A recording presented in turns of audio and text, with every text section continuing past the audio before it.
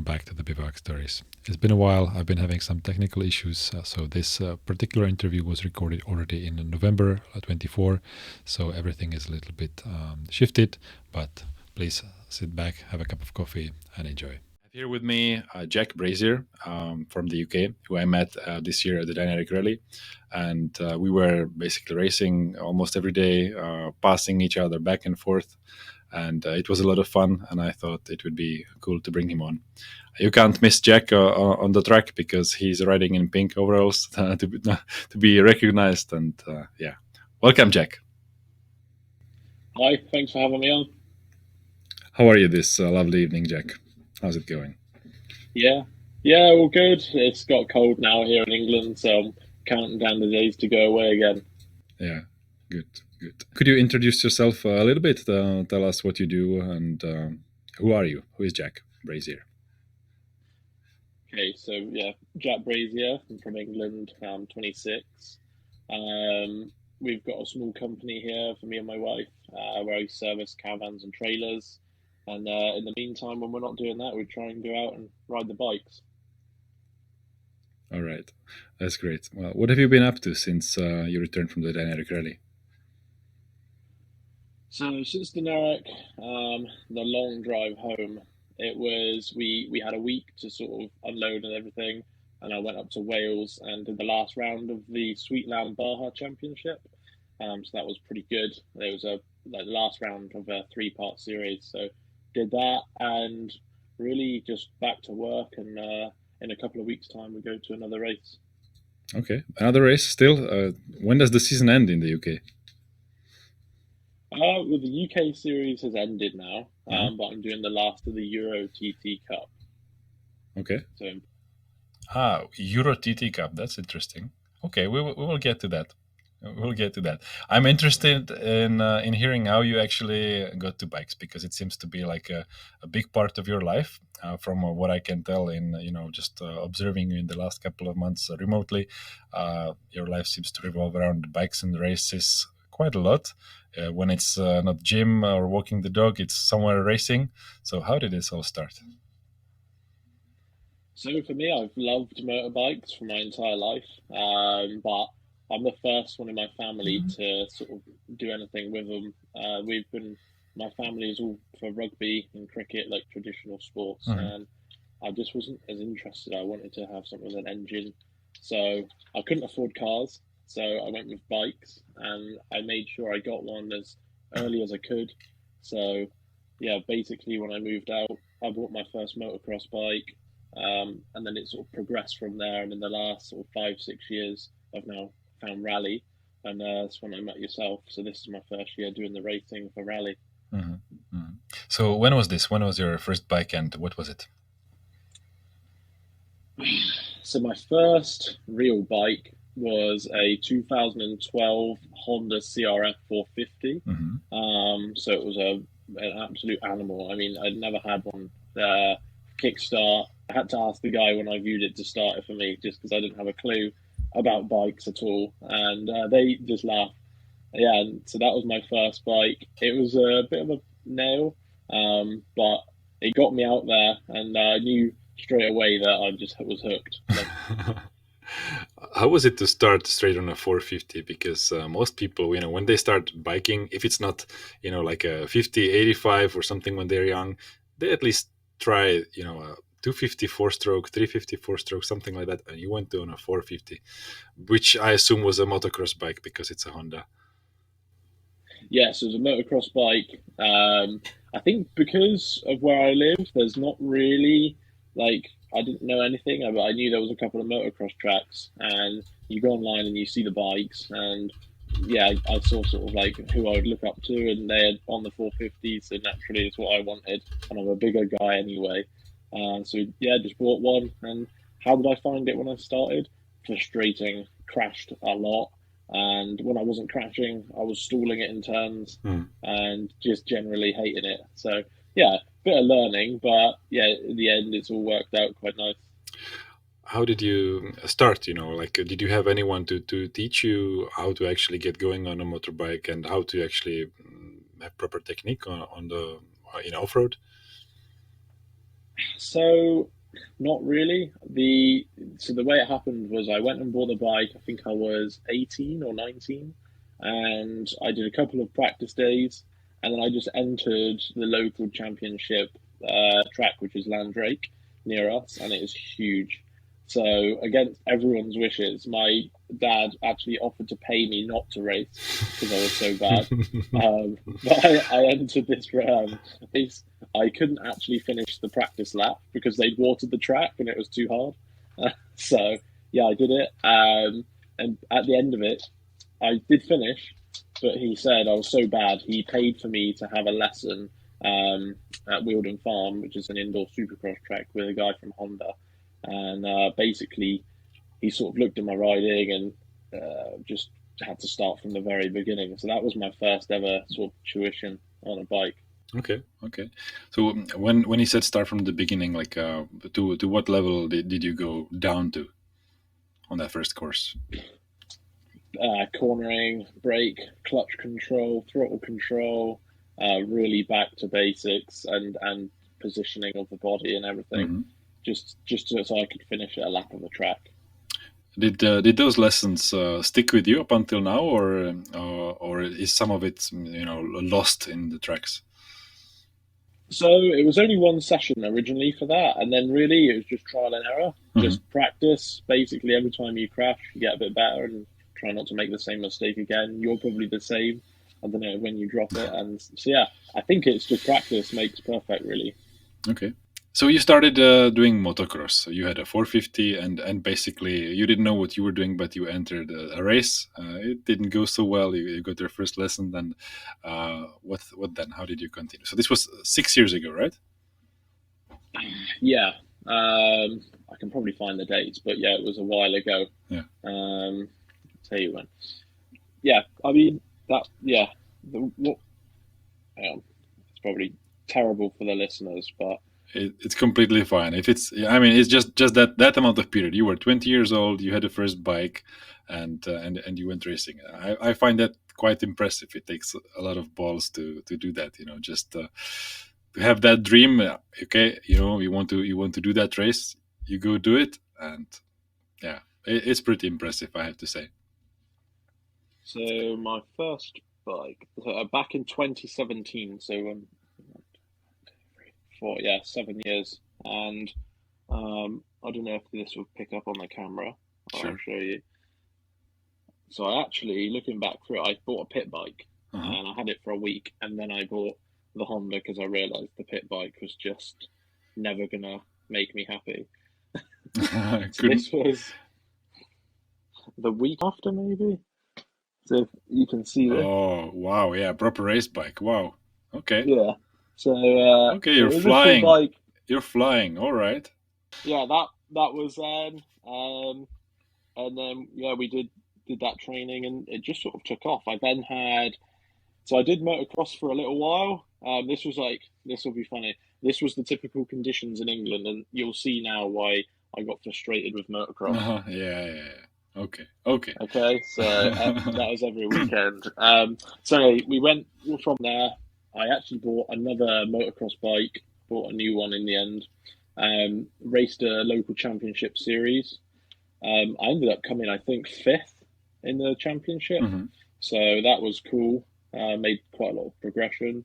And then I went to Enduro. How does it work? You have different classes? Because I can't imagine, someone just starting out with bikes in the first year would be 5th in some of the better classes. How does it work in motocross? Yeah, so there's local championships, like in our division area. I was sort of the level up from the complete bottom. I wouldn't be able to race against the intermediates and the expert people, no chance. Okay. So you started with motocross, and you went to enduro. You say, I'm curious, what is in your garage right now? Because I saw you riding all kinds of bikes. You had a Replica in Croatia, and you have a GS. What else is there? Yeah. So at the minute, I'm down to 3 bikes. I've got it's a 2022 KTM 450 factory replica bike. So that one I got last year. Right place, right time. And then I bought another 2022 KTM 500 EXC, which I was going to make into a rally light bike, which I just use for training. And then I've got my GS 1250, which is just sort of when I'm not off-roading, I just want to ride a bike, so I just have that. Okay. And how do you split the time between these bikes? Do you ride the replica also for practice, or you're kind of saving the hours on it? Yeah, so I save the hours on it as much as I can. The engine rebuild, I haven't done one yet, but I've been told is expensive. So I did, when I first bought it, I wanted to have a go on it, obviously, in practice. So I went up to Wales, to Sweetland, where I train. We did some sessions there. And apart from that, I just raced it. We did Portugal, Hellas, Dinaric, and now back to Portugal. Okay. So how much time do you spend, for example, on the GS? When do you get to ride it? To be honest, when I'm working, I don't get to ride it for weeks at a time. But the last 2 weeks, for example, work gets a bit quiet this time of the year. I'll just go away on the weekends. So I went to France and back 2 weeks ago. And then I went to somewhere called the Isle of Wight, last weekend. So yeah, you won't ride it for a period of time, and then you'll just go nuts and take it all over. Yeah. And you ride the road or off-road as well?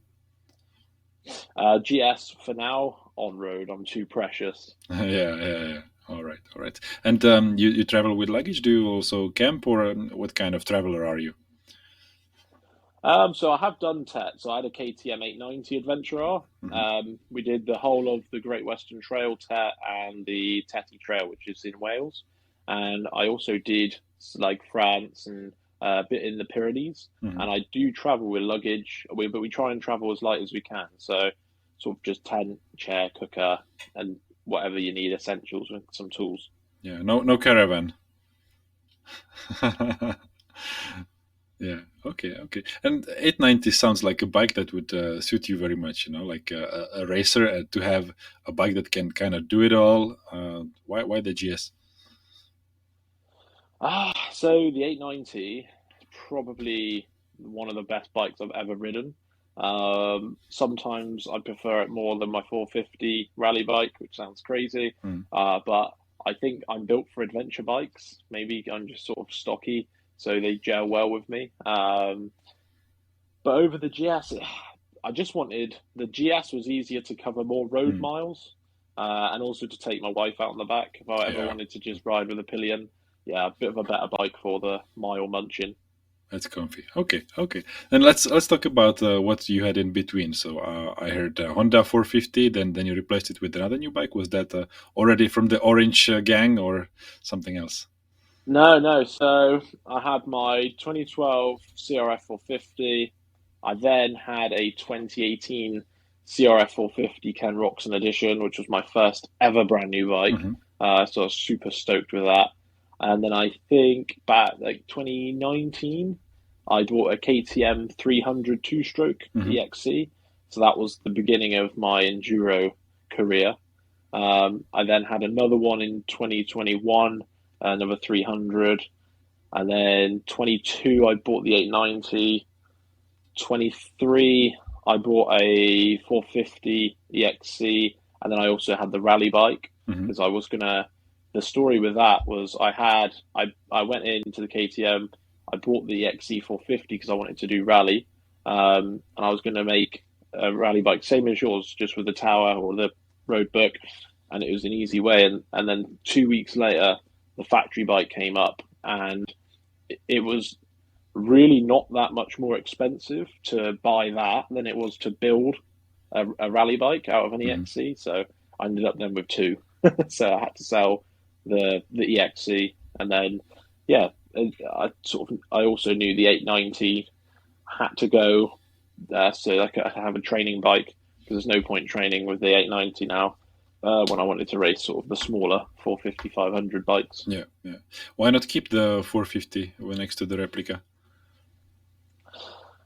Just pure money, really. Because at that time I had the Rally Replica, the 450, and the 890. Yeah, of course. No, but I know now you have the replica. You have a 500, as the training bike. Why not the 450? What's the logic there between the 450 and 500? I'll be honest. I got on that new 450 and I hated it. Uh-huh. I think I did 10 hours on it and I just couldn't get two grips. I don't know if it hadn't broken in right or it just didn't gel with me very well at all. It felt too small.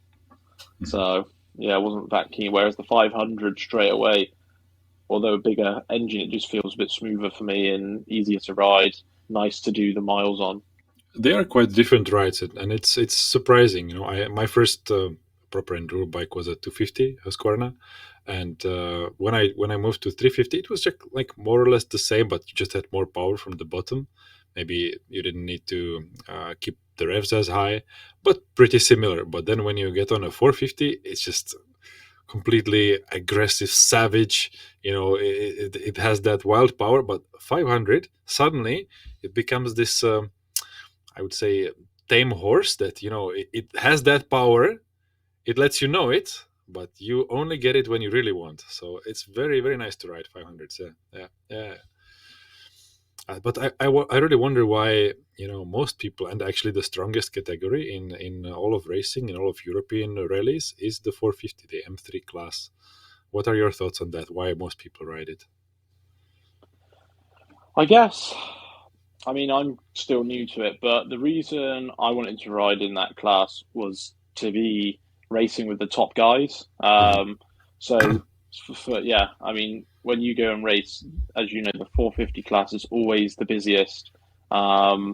It's just cool. I mean, obviously, the overall is the overall as well, and you're racing with everyone, but I kind of like the idea of pushing it and seeing what you can do on that sort of bike as well. I mean, as you know, as you just said, they are super aggressive down the bottom.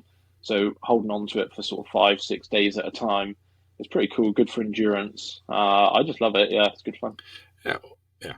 On the other hand, you now have a replica, which you rode in the European rallies, where I would say, or most would say, it's not the ideal bike. You're suffering more than they are on the enduro bikes. So how does that compare? Yeah, so Portugal rally at the beginning of the year was fine because it was quite fast and flowing. Same with Hellas. I found the tracks there were really nice, and it was more like I'd say speed orientated, whereas Dinaric I think is known for rocks, as you know. So I got beaten up. I think after the prologue, we had to soften the suspension to their absolute max. I think we just put one click on, and I mean, yeah, I think the first day, if you can remember back to it, about just before the first neutralization, there was that hill climb up the mountain, and it was super rocky. First time this year, I actually thought maybe I am on the wrong bike, but yeah, it was good to make it do it. Yeah, I remember that hill very well. And actually, today the Dinaric after movie came out. I'm not sure if you saw it. No, there is a shot of that hill, and I remember people were suffering there, and I hit the right line. I was passing like I think 3-4 people just on that hill, and it was good on the 350. Wonderful. So, yeah, I think some bigger bikes might have had a tough time there. Okay. Let's go a little bit back to the end of your motocross days. You got tired of washing your bikes from kilos of mud, and you started enduro. How did that come about? Was it someone inspired you, or how did you get that thought?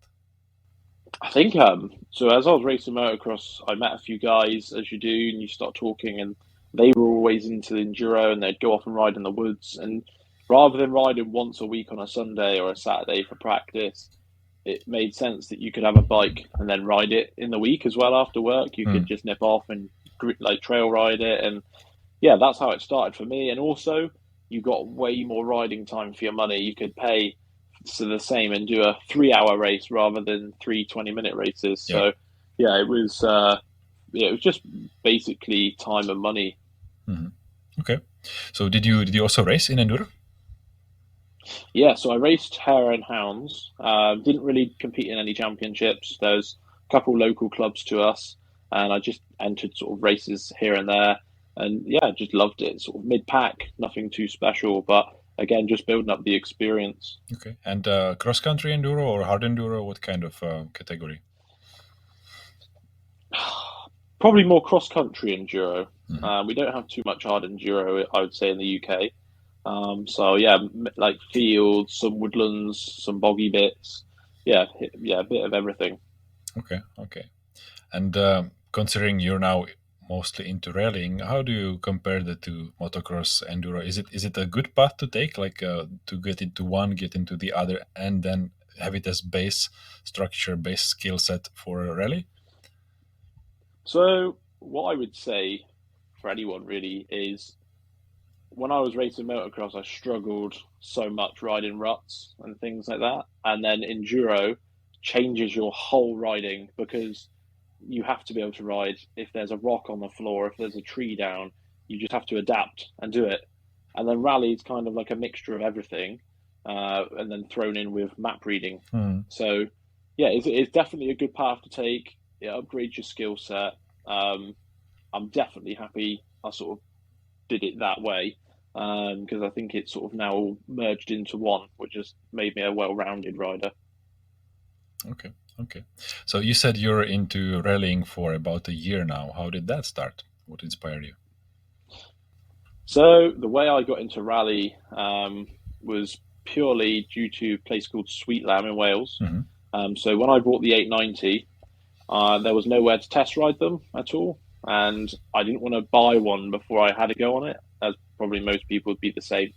So I went and did a course there, and I basically went back and did a 1-to-1 to have another go on the bike. And the guy who runs the academy and school basically said to me, "What are you doing at the minute?" And I was like, "Not a lot," because I stopped racing at that time. I wanted to do more adventure riding. And he basically said, "Oh, come and race the series." So I did. And then when we were talking, like I think I finished second in the series the next year. That was on the 890 you bought from them, or? Yeah. So that was on the 890. Okay. And then at the end of that year, he said, "Right, time to do some rallying." So I said, "What's rallying?" Okay. Never heard of it. I've heard of enduro and motocross, but never rally. So sort of explain. Wait a minute. You never heard of the Dakar Rally? Seriously? Okay. Pictures. Yeah, I've seen pictures, and I've seen the helicopter going through and the guys wheeling. I've seen that, but I had no idea. And he sat to me and he said, "Well, have you heard of Toby Price?" And I was like, "Nope." "Sam Sunderland?" "Nope." And his face was drained. He, like, I punched him. He was so disappointed, and I just didn't have a clue. So I went away and did my research, and I was like, "Wow, this is insane! Like, what these guys do is nuts." And yeah, I just wanted to do it. And basically, coming into this year, my plan was, there's one series in the UK by a company called Rally Moto. So my aim was just to do that 3 races and see how I got on. And as it happened, I ended up entering their standalone series or race in Portugal, which is called the Tour of Portugal. So that was in April. So my first road book was in December last year. Okay. And then I did one road book in February, and then I went to Portugal and did my first ever race. Okay. So wait. Let's take it one by one. So last December, what kind of, so you had no knowledge of rally, and you went into, it was a training event, or what was it exactly? Yeah, so it was a training event. It was in the Cotswolds. So I got the paper scroll. I'd never seen one before. I just sort of YouTubed it quickly, how to put it into the bike. Missed all the rollers. And someone borrowed you the equipment, or you bought your own? So I was riding the rally bike. So you because you bought yours already last year, right? So basically, the last race on the 890 was July or beginning of August, and then at the end of that month, I went and bought the rally bike. Okay, so that basically had everything: the buttons, the road book holder, and all that. Okay, from stock. That's right. Yeah. So we did that, and then I entered that. It was just a training ride, basically, maybe 150k, if that, and that was it. That was my first ever go at road booking. Hmm. It was not a competition, right? Just a ride. Okay. Okay. How did you find it? How was your first experience riding with roadbook navigation? So I ripped the road book loading it, so I couldn't see anything for the first 10 kilometers. So I followed someone, and then when they left me, it was okay actually. Sort of, I understood what it was. I just got lost quite a lot. Yeah. Same as Yeah.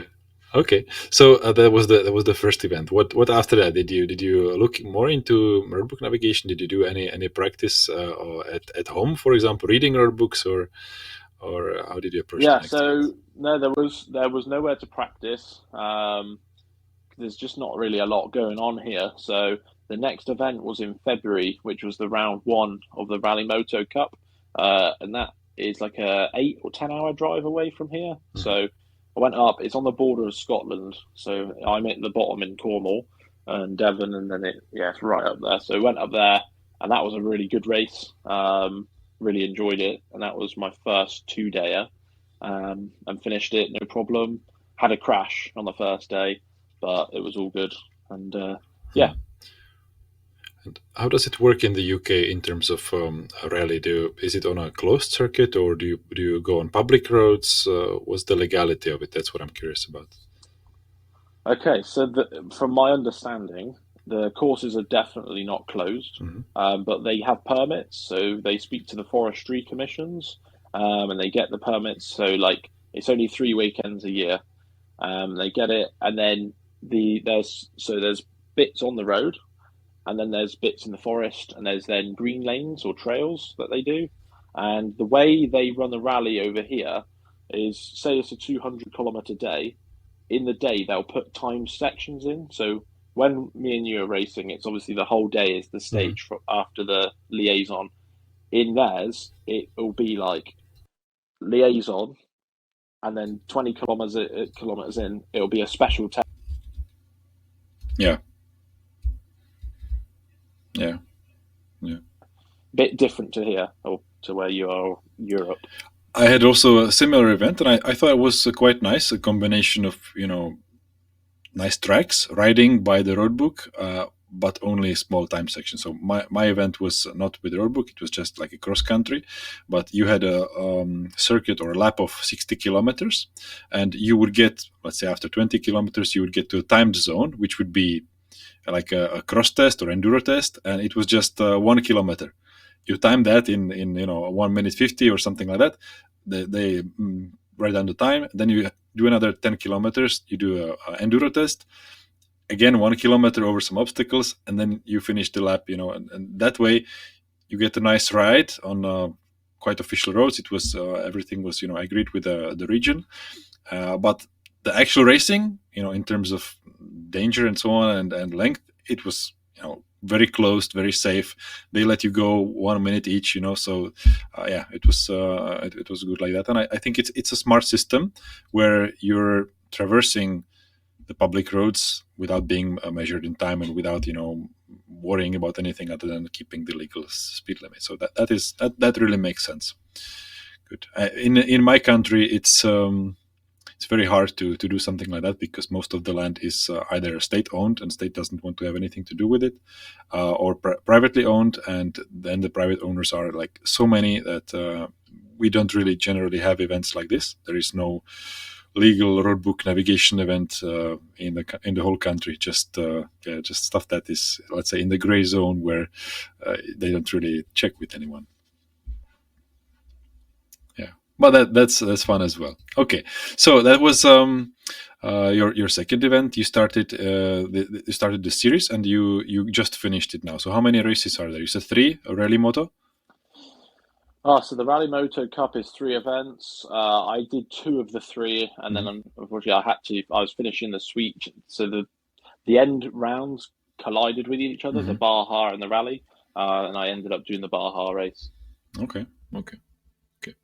And then you said Portugal. That was a FIM event or something different? No, so Portugal is run by Rally Moto, so it's the English company, and then they work with a guy called Rui, who's Portugal Offroad, and then they run an event there. So that was a 3-day race. So that was my first like international having a go at it.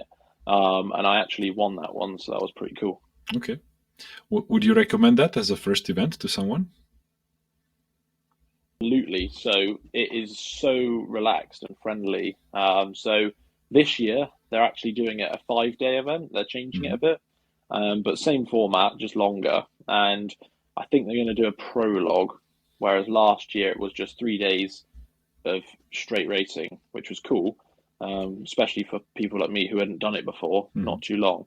But yes, nice tracks, fairly easy navigation, and then you get back to the hotel because there's accommodation with it as well, which is really nice. And you can just go grab some food, a beer, go swimming. Okay. It was like very, very relaxed. How much does such an event cost? Do you know? I'm not sure entirely. I think you're probably going to be looking at 1,200, 1,300 euros. I'd have to look, but I know this year they've got a 5-star hotel, and it's all secure and stuff. So yeah, it looks good. I would really, really recommend it. It's getting more competitive from what I've heard every year, and I know this year when I did it, and I've met some really nice guys. They're coming back next year, and they're super fast now. Okay, and this fee included the accommodation and everything, or it was just the entry fee? I'd need to check. I think so. There's different tariffs. There was obviously because from the UK they offer bike transport as well. So I think there's an early bird price until the end of December, and then you can enter it. And then there's sort of like if you want a hotel room on your own, or if you're going to share with another competitor, or if you bring your wife with you. But I think it's about maybe 1,500 including accommodation. But if you look at Rally Moto, Okay, I think that's a pretty cool model, but of course, if they deliver bikes from the UK, it makes sense for you. For us, maybe not so much because it's really far, maybe some 30 hours driving. So but you have your own experience with long drives, right?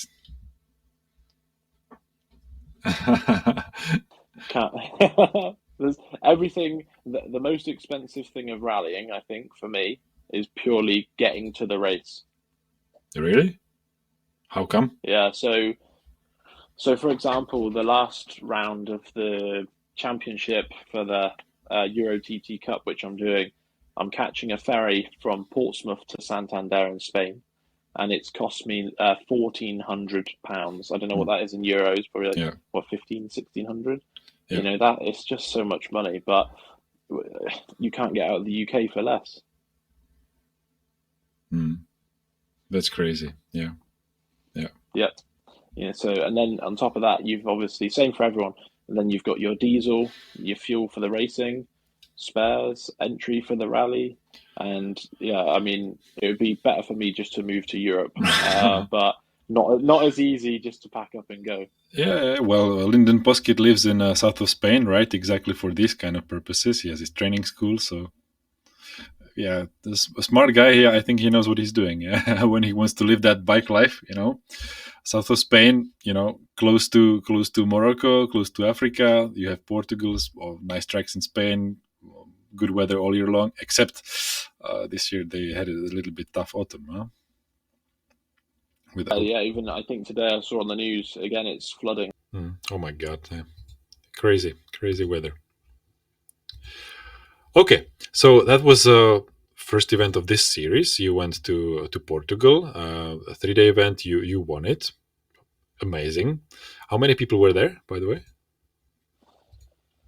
I think 50 maybe. 50. Okay. So it's not a huge event, but there's not a lot of English guys that ride, I find. So there was a couple of Portuguese guys, a couple.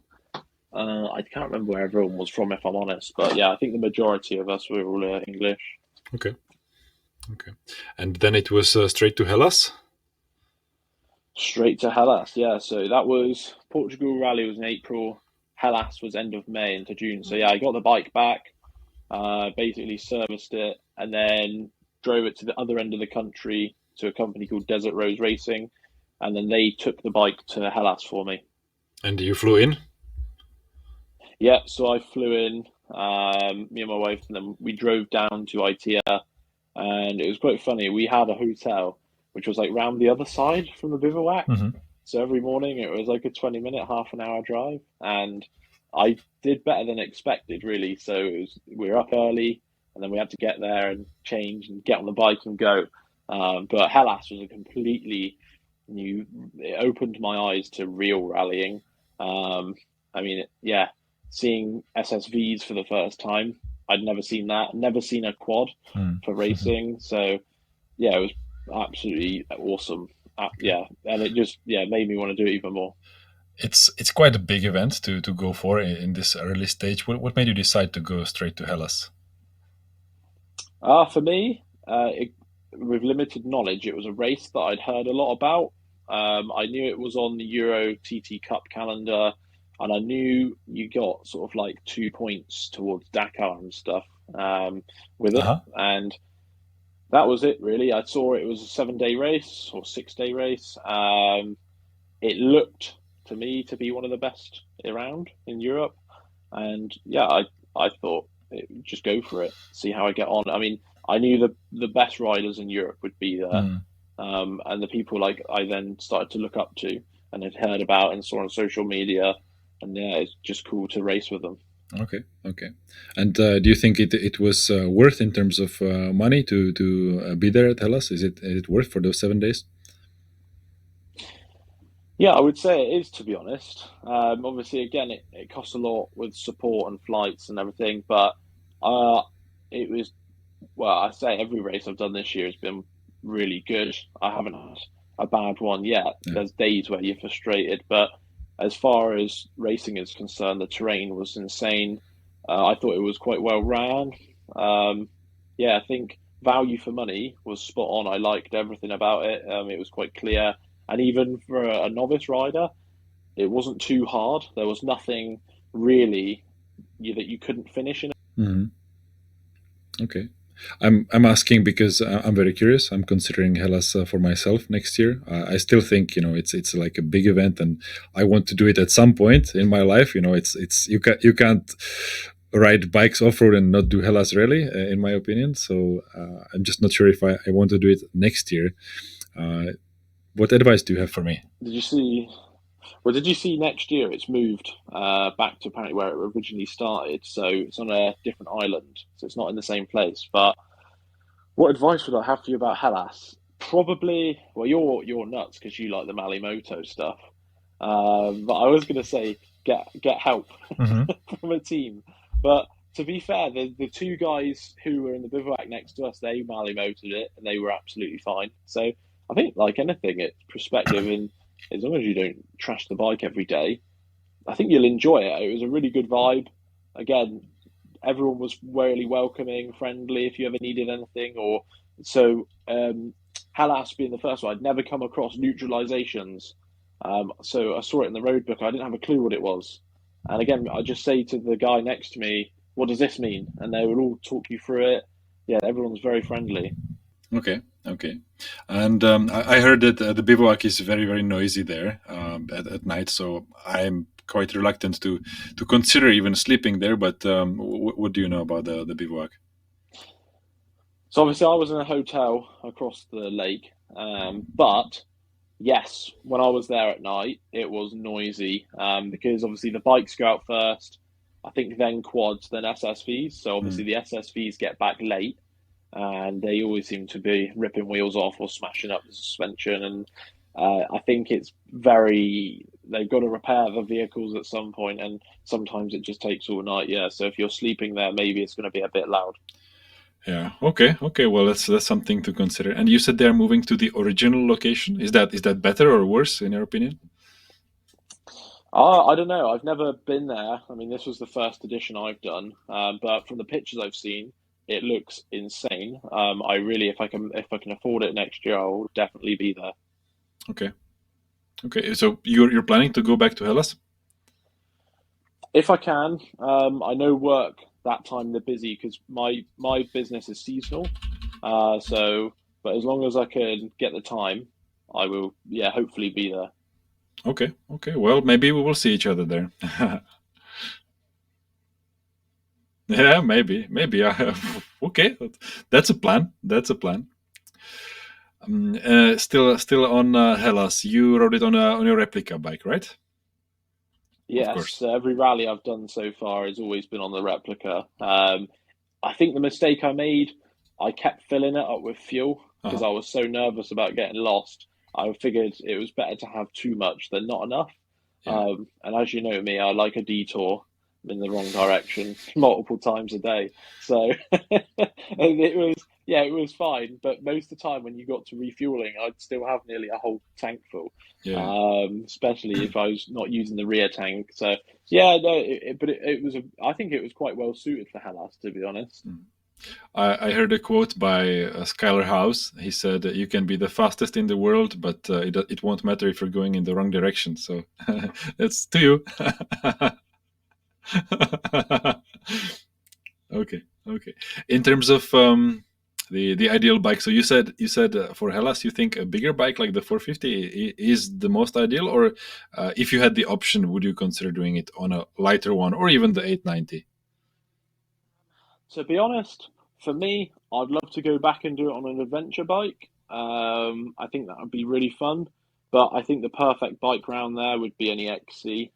So, like you said, either a 350 or a 450 or a 500, because it's so much lighter, you're not going to get tired. And whether it is a bit twisty and turny, so like the hairpins, corners up the bends, it's just going to be a much better, easier bike to ride.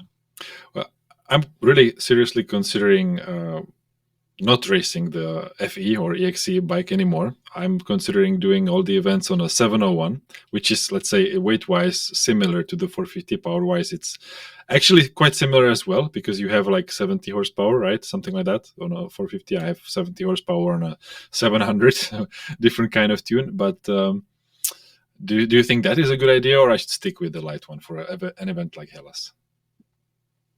I think, to be honest, the big bike would be perfect for it. There was nothing too enduro-y. It's completely different to Dinaric. Yeah, some of the flowing tracks definitely for a bigger bike are going to be super quick. Yeah, I think you should do it. I think you'll be really surprised how good it'll. Okay.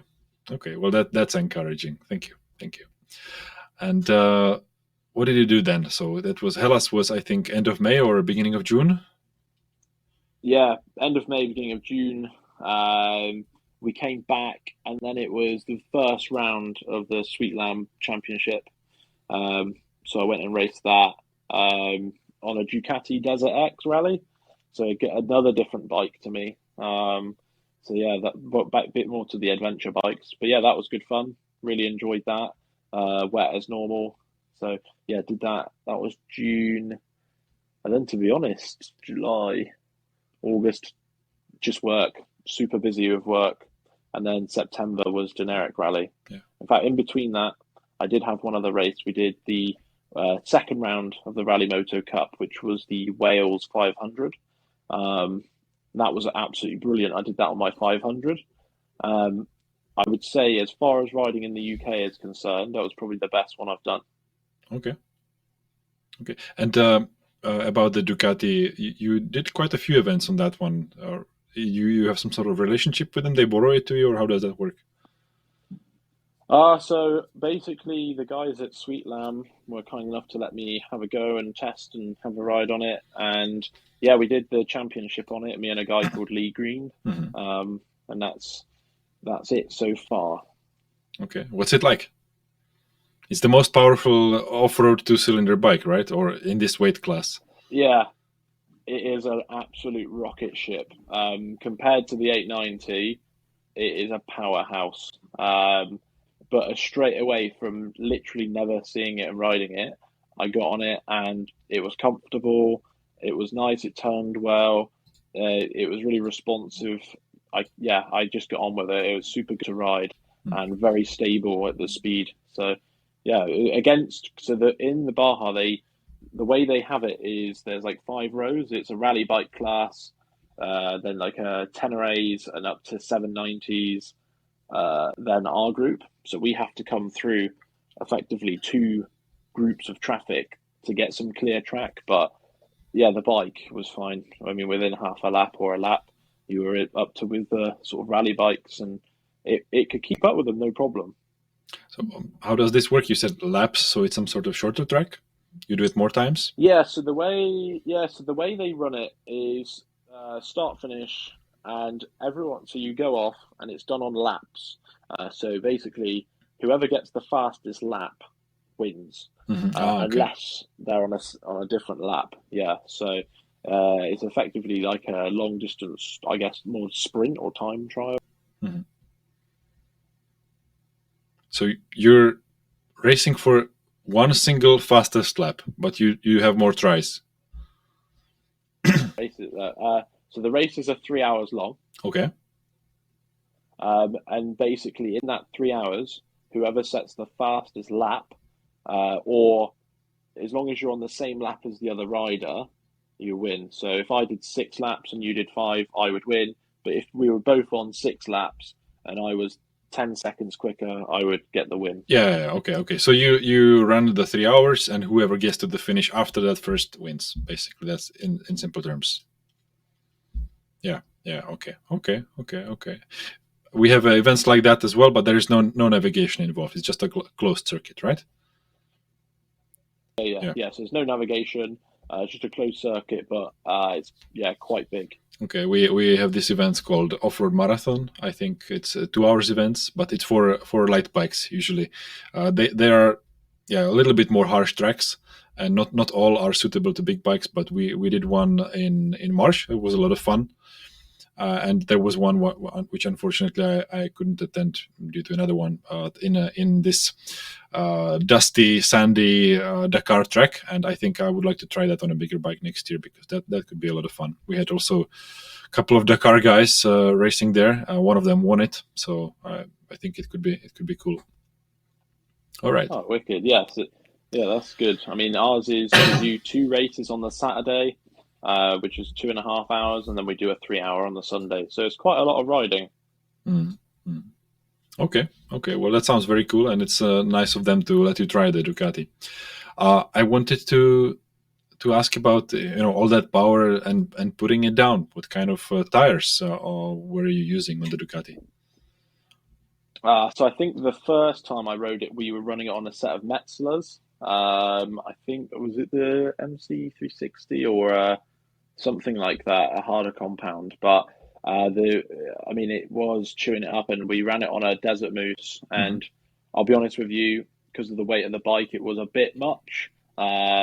So the next race, we ended up going back onto a tube, and I can't remember what we ran. It was pretty much, it was the Pirelli tire it comes on, I think, or similar to, and it was actually all right. I had a bit of a reservation being on tubes and normal tires, but to be fair, it gripped really well. The terrain there is more rocky and stones and gravel tracks, so it may be a little bit of a compromise in mud, but around the rest of it, gripped fine. With the weight of the bike pushing down, it was just as good as anything else. Okay.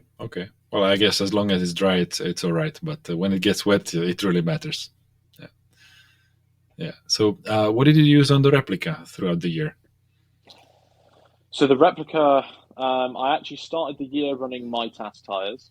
So that was cool. They sent me a set of the new, what replaced the E009? Was it the Trail XT Plus?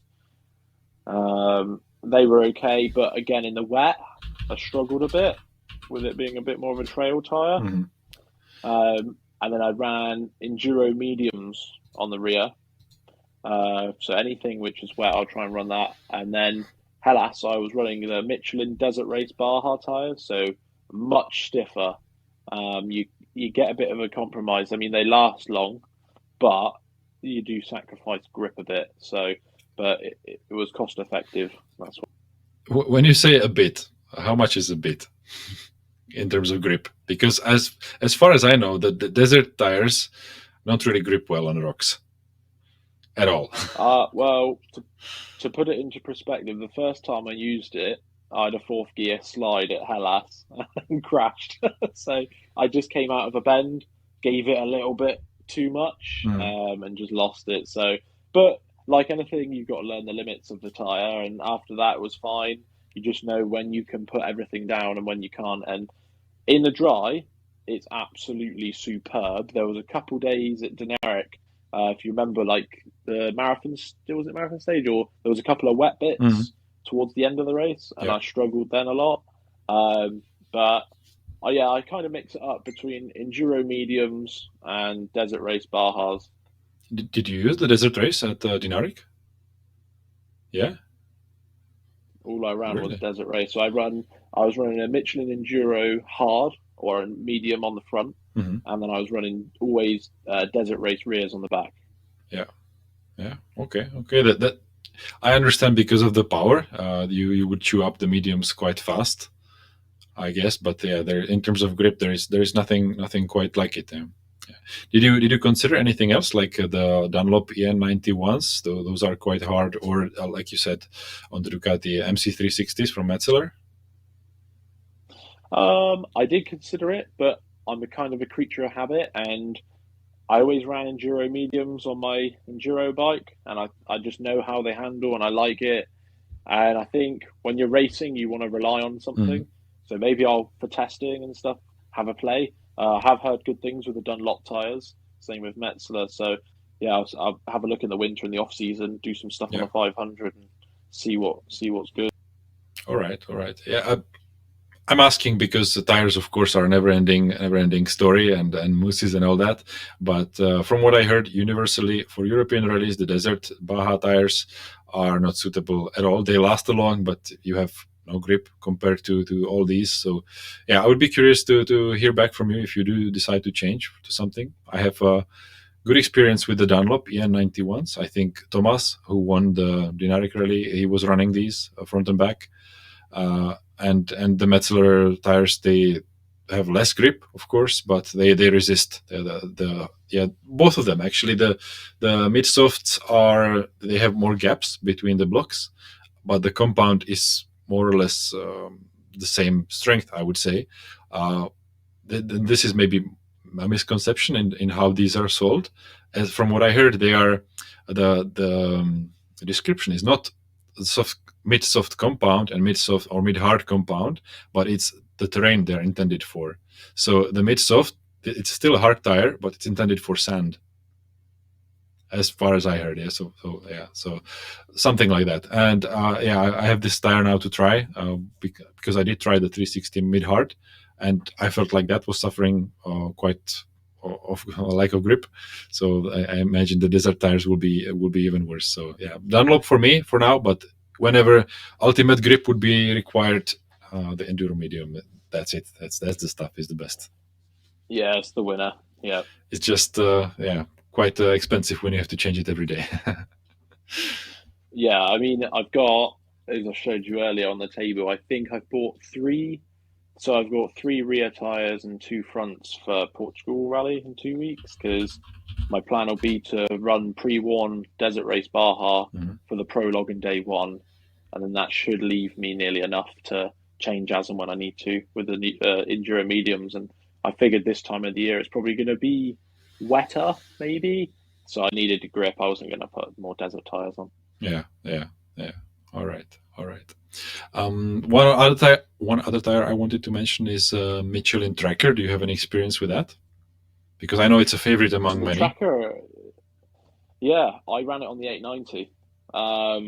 Funny you should say that. Absolutely brilliant. I think on a big heavy bike, the Michelin Tracker was that sort of happy medium, not too soft, not too hard, wouldn't completely rip it up in one race. So yeah, I was more than happy with the Tracker. Absolutely great tire. I would be curious to compare it against the Desert one, because in my experience, I had the Tracker quite a few times, and I completely hate it. I know people love it because it resists quite long, and you probably do get better grip than those really resistant tires. But when you compare it to a proper enduro tire, I feel like, yes, you have the same amount of grip for a long time, but there is no grip. So I felt like I'm sliding on the rear, especially sliding in any kind of surface, asphalt even. Yeah. Did you use? Yeah, they are bad on tarmac. Did you use it on your 701? I had it on an older Honda 250, and I had it now on a race on a 500 EXC, and I was just suffering braking, accelerating, all kinds of terrain. It was quite wet and slippery, but it's a factor, of course. But I feel like I don't want to ever use that tire anymore. Yeah, I agree, to be fair with what you're saying, but I think on a bigger bike, maybe with Could be. I know a lot of people are using it. It looks very funny when people have wide rear rims, and that 140, it just has those knobs in one direction. There is no side traction at all. But yeah, many people are using it like that. And I guess it's better than adventure tires. So that's maybe somewhere in between that gap. Okay, so here we are, end of summer, and you came to the Dinaric Rally. What did you know about the event in advance before you went there? So not a lot really. I guess someone mentioned it to me after Hellas. They just said it's very rocky, and I started YouTubing it. I think I saw Tobias Ebster doing it, which was cool. And yeah, I saw something about their boot camp, and then I spoke to a couple of guys that did it, and everyone said Croatia's beautiful and all the landscape is nice, which it is. And I just really wanted to do it. Yeah, I figured it would be a really good rally, and it was described as a bit more chilled out and laid back than sort of the commercial sort of Hellas and other races. So yeah, that's how I got into it really. Okay, did it meet your expectations? I think it exceeded my expectations. Yeah, we knew it was going to be rocky, but I didn't know it was going to be that rocky. But apart from that, it wasn't like it all the time, as you know. But it was good. There was some super quick bits. I think one day, did I catch you up in the windmill? Could be. I think that on that marathon day on windmills, you were ahead of me a couple of minutes. Yeah, so I think I caught you because there was a quad. Me and him were together most of the day. So apart from eating all of his rocks and roost, that was a fantastic day. But yeah, there was bits like that which was absolutely awesome. And then there was the last day, for example, the last sort of like after the refuel, where it was just like hard enduro. Yeah. So you get a mixture of riding. You get some rally, you get some enduro, you got some hard nav. There was a couple of bits of the cap because again, I haven't done any cap. I don't know if you got caught out on the marathon day. After the long road section, it went off piste, and I think a lot of guys, the top guys who were at the front, they got lost and lost a lot of time there. So yeah, it's good. I think as a rally, I really enjoyed it. No, I did not get caught out there. I got caught out kind of twice by navigation, which the way it was described, I would say it was inaccurate, but I think the way Perica made it, it was intentional. Where there was one drawing where you were supposed to take a left and then take a right, basically like continue in the same direction, and it said 50 meters to the left. In reality, it was like 10 or 15, and I went and I didn't find the road, so I went back. And the next day or 2 days later, it was similar across the road, and you were supposed to go to the right 50 meters. But in reality, it was like 100 meters, and there was a road in between. And I took that first road, and I lost maybe 10 minutes there. So I was like in the bushes with my wheel up like this, and I was like, oh my God, I'm sure last time it was like this. Why is it different? And I was cursing him, but I think it was intentional to catch us out, and for it not to be easy. So it makes sense. Yeah, I did the same thing, and I actually I saw one of the 890s in the hedge, and he jammed his bike in it because he just committed fully. It wasn't the right way, and he went into it, and he was just in there, and I saw him. I went, no, turned around. Yeah. Maybe I was ahead of him, and I showed him the wrong way because there was somebody following me into the bushes. Yeah, I liked how at the beginning in one of his first briefings, Perica said that last year he thought he made a very difficult stage, but at the end of the day, people were coming to me. It was very hard, it was too hard, but everyone finished. So this time he did the longest stage with all the difficult sections, and he said, "I promise you, not all of you will finish. Only a few will finish." And it was massive, and I'm not sure if it was 10% that finished in time. Yeah, I think 46 guys. Okay, so yeah, but how many of them finished in time? Because there was a time limit of 8 hours or 10 hours. Oh, out of everyone I knew, I think Yeah, but that day, I remember I was like hitting all the navigation. There was this section, hilly, and you were supposed to use cap and then cross a fence, electric fence, and people were circling and lost, and I was like, this is here, go, and then see the fence. Okay, this is here, and I like hit it, and then people were following me. And yeah, it was a good day.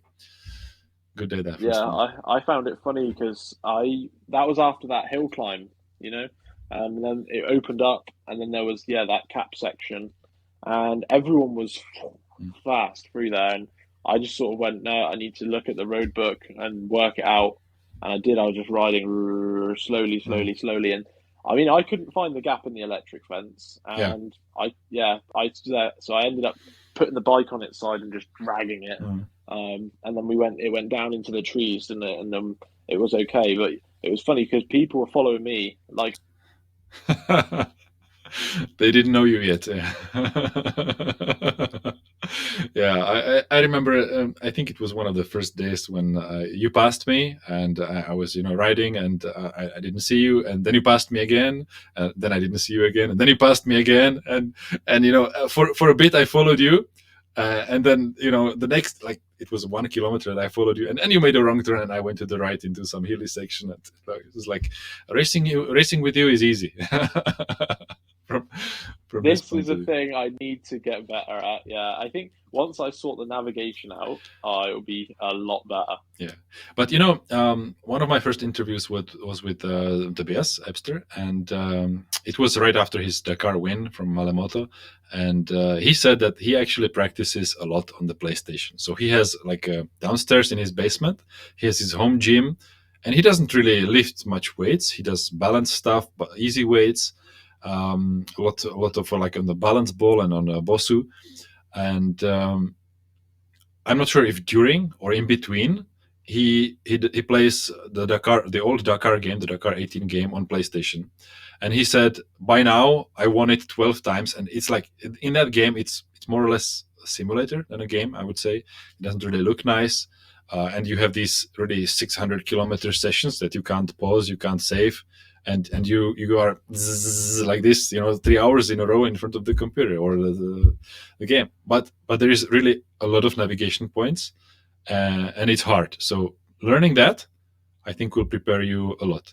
And there is a new game, Dakar Desert Rally. What is it? I think I have it on the desktop. I think I might have downloaded that.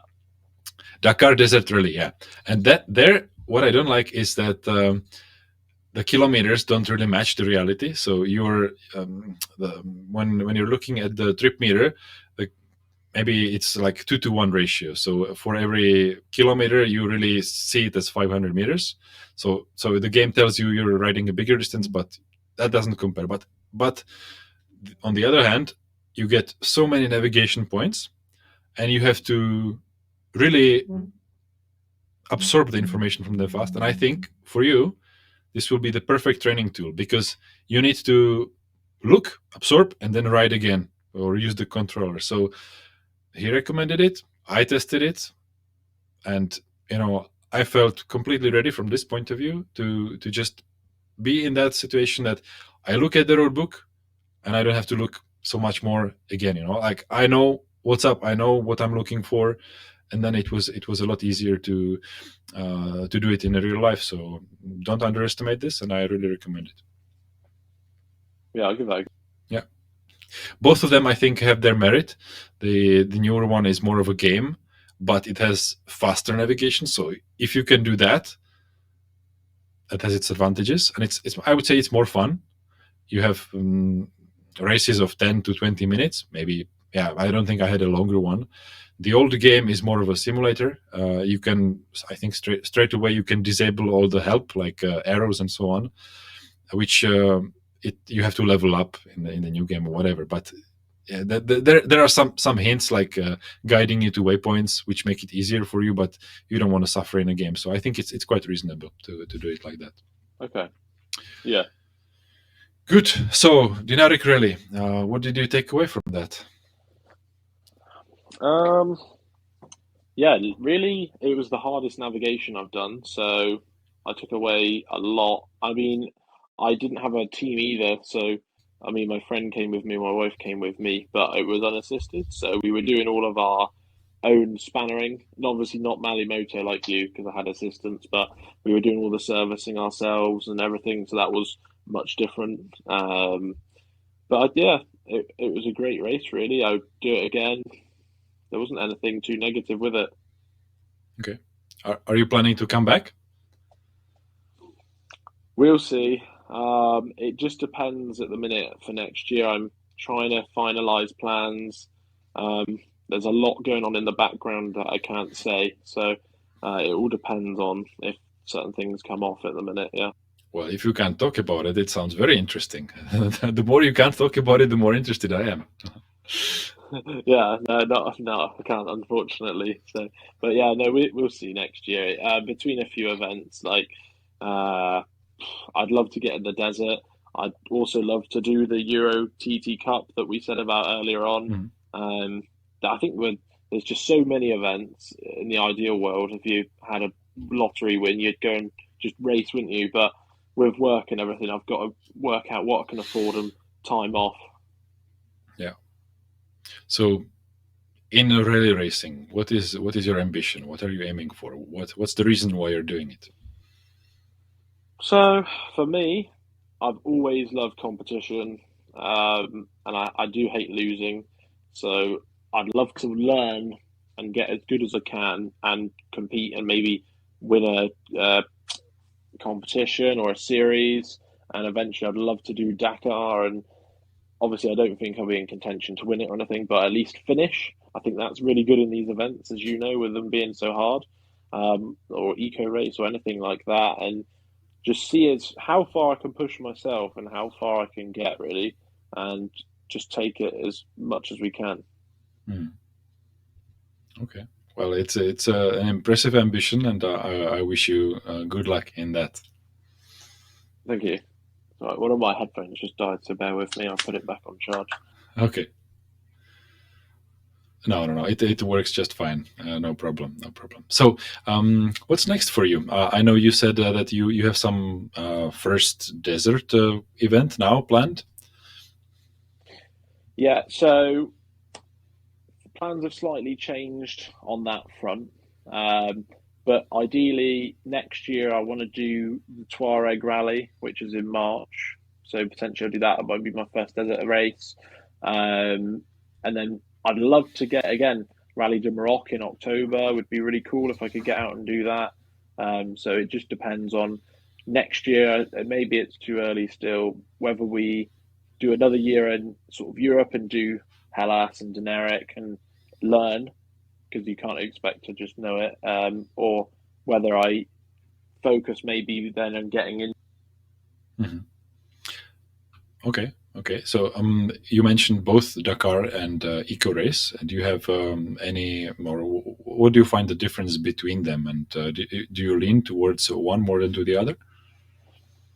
I mean, obviously, Dakar is very commercial, and from what I've been told by a lot of people, it's pretty hard to do now. Maybe they don't want privateers. I feel like Eco Race is a bit more inclusive, easier to do, and anyone can enter it realistically. So I think for me, both are on the same level, but it would be cool to do the Dakar because it's the original, isn't it? And I think, look at that with the training in the game and just in general, it's something that once you finish, you probably have an immense sense of pride. Yeah, I imagine. Well, like you said, the Dakar nowadays, it seems more of a commercial event. It seems like it's also so expensive that it will completely ruin you if you just want to attend. And from what I heard from the racers, it's like from the people that do it, they said nowadays it's endurance motocross. It's so fast. The navigation is not that difficult. It's actually pretty easy compared to what we know from Europe, because you have so fewer navigation points, and there's just a much bigger tolerances. Of course, you can get lost, but in principle, it's a lot simpler. So you have to find the value in it, and most people do it in a way that they pay for it through sponsorships, and they get some value back for their own brand, and it gets, I guess, that way repaid to them. Some people do it as a kind of fulfillment of their dream for some reason. I find that to be a little bit crazy ambitious, but if you've got the budget, why not? But on the other hand, EcoRace, I find that to be the original. Like that is the destination, Dakar. You go through, the north of Africa, and you're off. I can't hear you now.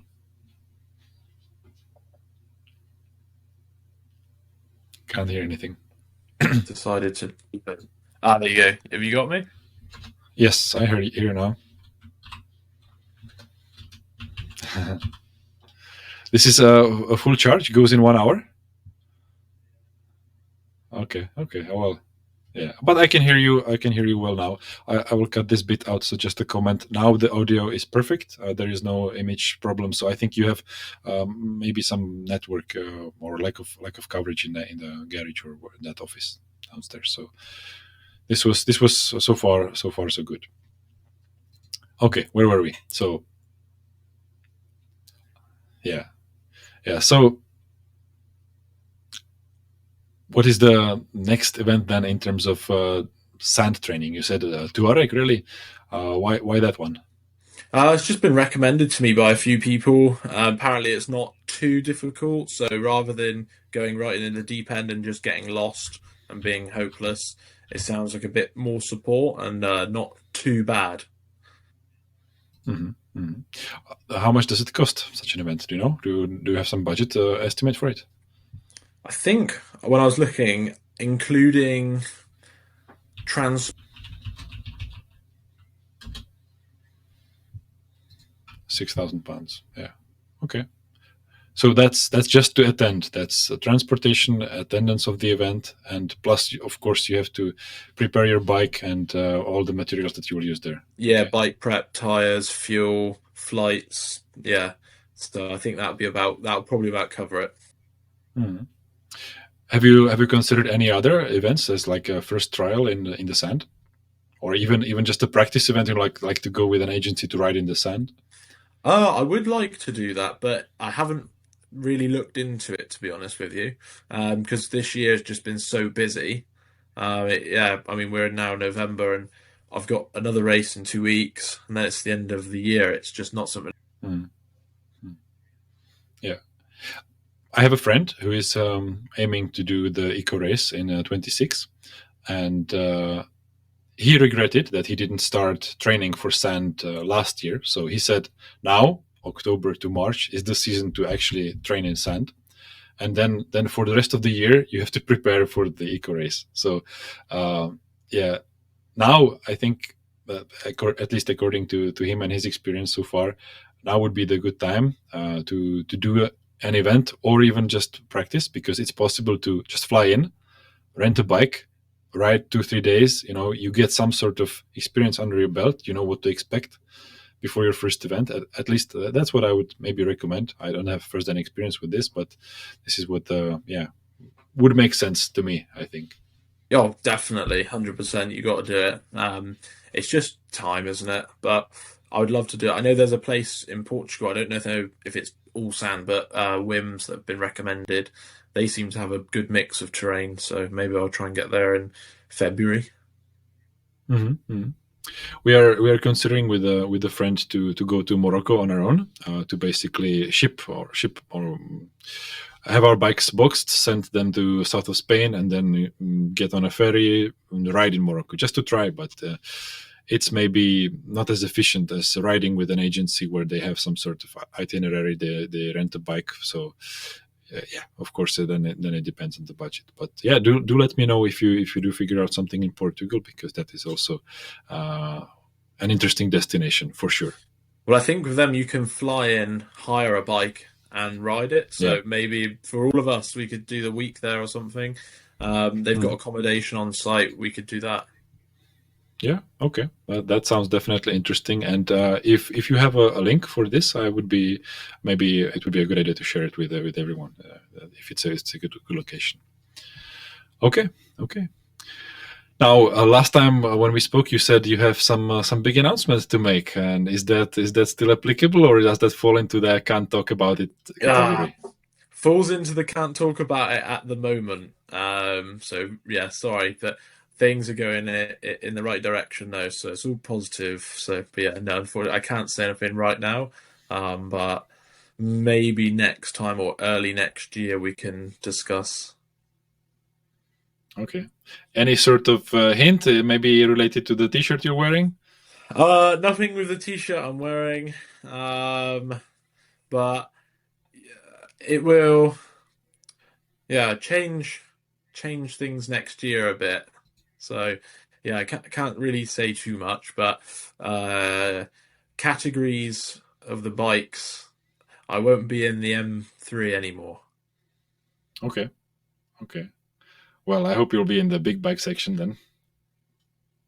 Yeah, that would be lovely. Okay, good. Jack, I have no more questions. Is there anything else you would like to say to the audience? No, thanks for having me on. Obviously, I'm still new to it, so yeah, it's a massive learning curve. And maybe we'll speak in a year from now and see how next year has gone and reflect back and see. Yeah, it'd be quite cool actually, and see if you can do Hellas on your bike. I'll be interested to see if you do that, and if you want to do some sand training, or even if you want to come over to the UK, stay with me for a weekend or a week. We'll do some riding if you want to do trails, or yeah, you let me know and we'll just sort something out. Okay, that would be very cool. Thank you for the offer. And Jack, it was a pleasure having you on. Thank you so much for coming. And I hope to see you soon or talk sometime in the future. Thank you. For sure. Thanks, mate. Like I said, the audio was not perfect. We had some technical issues, but if you enjoyed it anyway, hit that like button, subscribe, share with your friends. Thank you. See you next time. Bye.